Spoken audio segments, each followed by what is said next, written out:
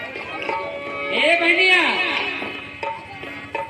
ए दीदी, नमस्ते नमस्ते नमस्ते बहनी। और बताओ हाल चाल बहनी खूब भय है ही बतावा, जेर खाल चल तो अपने बतावा। हम तो ना भले काहे हो?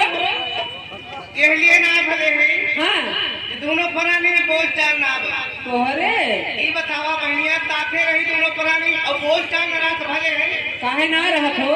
आप बताई बहनी ठंडी मौसम बना हाँ हाँ कहाँ से बहुत लोग लगे हाँ के बोल दे अच्छा हाँ अलगे जाए खोलना हाँ हाँ यही बदे रितिया गए हो अच्छा हाँ कैसे रिसियाई गए तनी बताए तो फिर। बताओ कब जन्म